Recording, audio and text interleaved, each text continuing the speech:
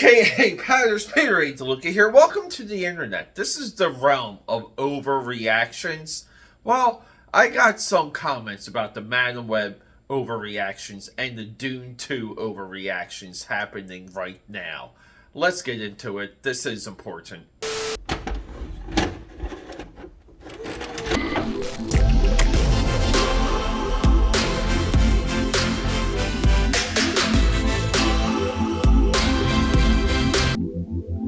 Oh, here we go, AK Patters. Welcome to it, guys. We're in the roll, dude. We're doing a lot of videos, a lot of drawing again, a lot of recording. So cheers to all of you, AKA Pad here, and on some social media networks, AKA Pad69, known throughout Philadelphia, Europe, and the vast multiverse as your eclectic one.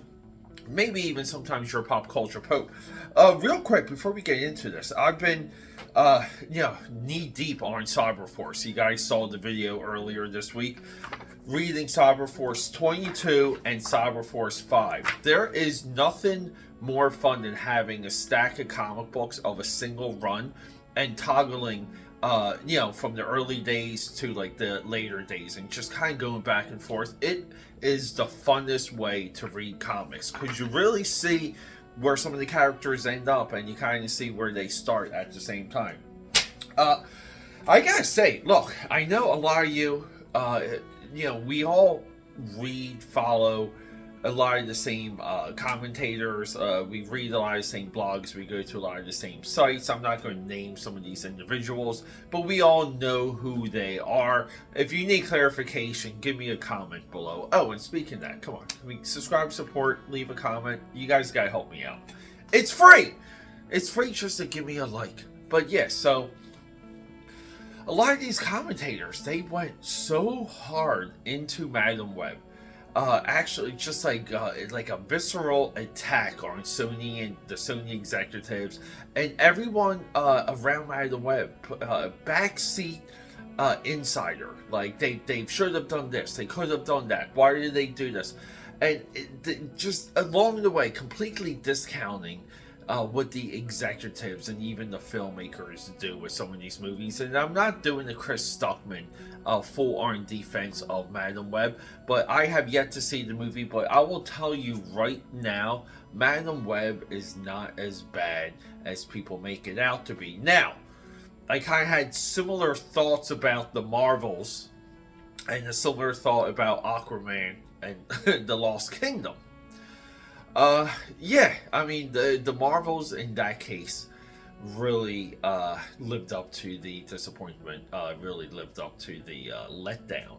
But I will say Shazam! Fury of the Gods, Blue Beetle, and Aquaman, just off of a watchability, fun factor, visual level, you can sit down, have yourself a beer, have, preferably a PBR, and have and go at it. And look, and keep in mind too, when it comes to consuming these movies, it pays a lot to let some time pass, because everything happening with Madam Web right now, if you were to sit down and watch the movie, you're somewhat pre-programmed to go against it. And that's what a lot of these commentators do. And it doesn't mean what they're saying isn't true. It doesn't mean that if they tell you the movie's not good, that it's not good.